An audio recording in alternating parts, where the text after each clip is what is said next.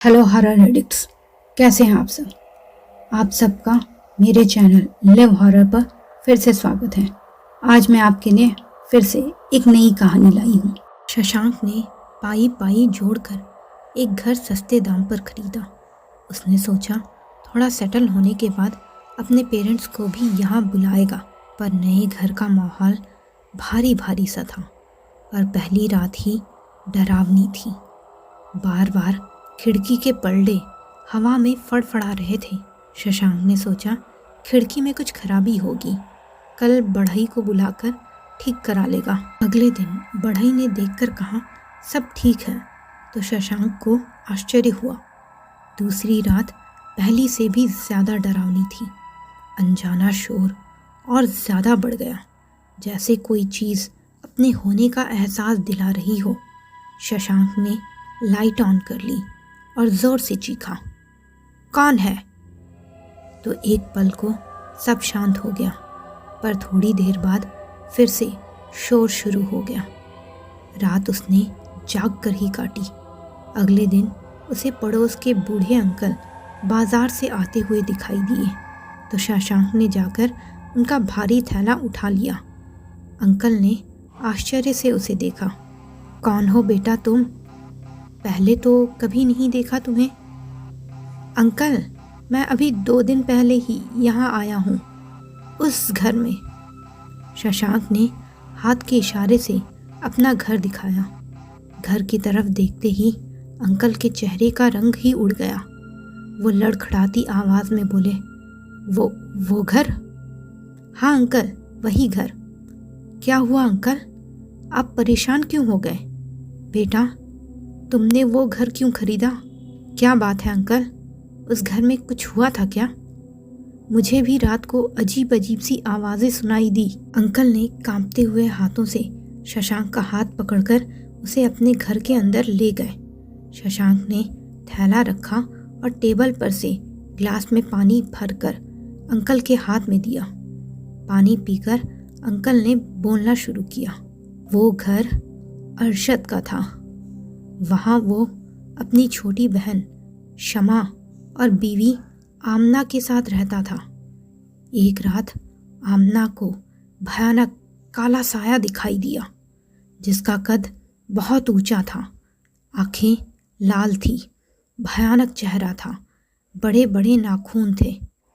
पहले पहल तो अरशद ने इसे वहम ही समझा, पर धीरे धीरे आमना की तबीयत खराब होने लगी और उसका बर्ताव भी बदलने लगा। तब उन लोगों ने एक आमिल साहब को घर बुलाया, जिसने आमना को देखकर बताया कि उस पर किसी जिन्न का साया है और शाम को वो उस जिन्न के चंगुल से आमना को आज़ाद करा देंगे। ये सब मुझे उस दिन अरशद ने खुद बताया था। शाम को वो सब आमिल साहब का वेट कर रहे थे। फिर वो आए, लेकिन पता नहीं क्या हुआ, पर अगले दिन अरशद की फैमिली और आलिम साहब सबका कोई पता नहीं चला। सबका सामान वहीं था, पर वो लोग गायब हो गए थे। पुलिस को भी उनका पता नहीं चला। तब से उस घर में कोई नहीं रहता। ये सब सुनकर शशांक के पैरों तले ज़मीन खिसक गई। उसका दिल तेज़ी से धड़कने लगा। अब वो क्या करेगा? उसने अपना आखिरी रुपया तक इस घर को खरीदने में लगा दिया था। उसके पास उस घर के अलावा कुछ भी नहीं बचा था, पर इस जिन्न वाले घर में रहेगा भी कैसे? पर उसके पास और कोई चारा भी नहीं था। वो भारी कदमों से घर की तरफ बढ़ा। उसे खुद भी पता करना था कि ये सच था या कहानी। उसको अपने घर की 4 कदम की दूरी भी 400 मील जैसी लग रही थी। शाम को सूरज के साथ साथ शशांक का दिल भी डूबता सा महसूस हो रहा था। रात को नींद उसकी आंखों से कोसों दूर थी। वो एक एक पल गुजरते हुए देख रहा था। जैसे ही घड़ी में 12 बजे भूतिया शोर शुरू हो गया। शशांक चादर सिर से ताने सब सुन रहा था। फिर उसे भारी कदमों की आहट उसके बेड के चारों ओर चक्कर लगाती हुई सुनाई दी। शशांक ने चादर में से थोड़ी सी जगह बनाकर बाहर देखा तो कोई नहीं दिख रहा था। तभी उसकी नज़र दीवार पर गई। एक ऊंची अमानवीय परछाई दिखाई दे रही थी उस पर। शशांक का दिल एक पल को रुक ही गया। तभी उसे एक बहुत ही रूखी कर्कश आवाज सुनाई दी। ये घर मेरा है, तुम यहाँ से चले जाओ, वरना तुम्हारा भी वही हाल होगा जो दूसरों का हुआ।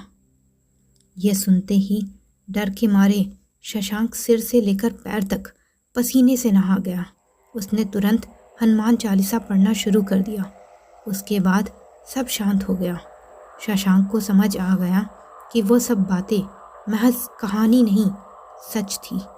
पर आज रात को उसकी जान को कोई खतरा नहीं था, क्योंकि वो जिन चेतावनी देकर चला गया है। शशांक ने सोने की कोशिश की। बहुत देर तक करवटें बदलने के बाद आखिरकार उसकी आंख लग गई। आंख खुली तो देखा वो उसी घर में था, पर वहाँ 4 लोग और भी थे। उनका हुलिया देखकर उसने अंदाज़ा लगाया कि वो लोग अरशद की फैमिली और आमिल साहब हैं। अरशद चलकर शशांक के पास आया और बोला, भाई, आप जो कोई भी हो, वो जिन बहुत ताकतवर है। आप जल्द से जल्द ये घर छोड़ दो, वरना वो आपकी रूह भी हमारी तरह यहीं कैद कर देगा।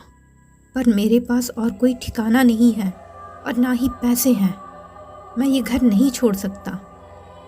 तभी शशांक की नज़र दूर खड़े आमिल साहब पर पड़ी। वो उनके पास गया। आप बताएं ना, क्या इस जिन से बचने का कोई रास्ता नहीं है? उन्होंने सिर उठाकर शशांक को देखा और निराशा भरे लहजे में बोले, रास्ता तो है, पर तुमसे नहीं हो पाएगा। यह सुनकर शशांक के दिल में उम्मीद जागी। अब बताएं, मैं पूरी तरह से कोशिश करूंगा। इस जिन की सारी ताकत इस घर से जुड़ी है। इस घर के तय खाने में एक पुराना संदूक है। उसे ले जाकर तुम्हें कब्रिस्तान में दफन करना होगा, वो भी सुबह होने से पहले। ठीक है, मैं ये कर दूंगा।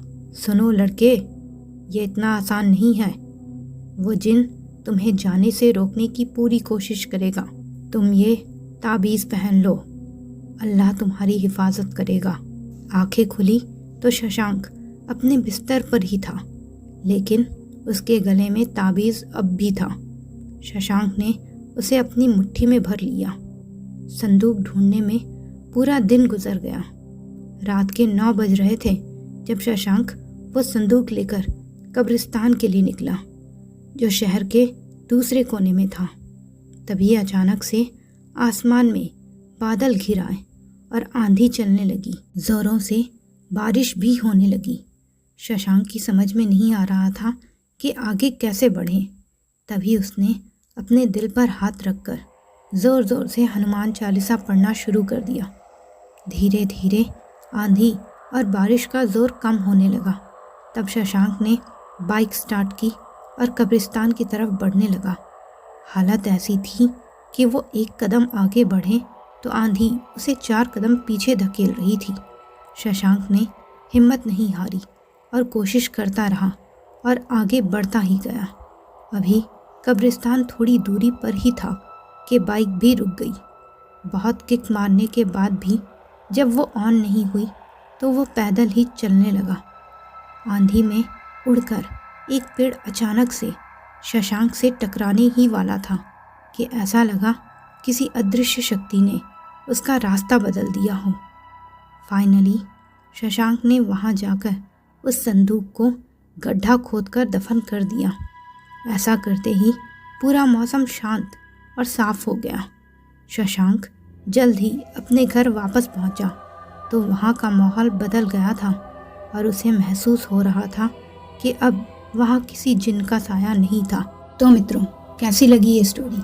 अपनी राय कमेंट बॉक्स में ज़रूर दीजिएगा और ऐसे ही ढेर सारी हॉरर स्टोरीज़ के लिए मेरे चैनल लिव हॉरर को सब्सक्राइब करना बिल्कुल मत भूलिएगा। धन्यवाद।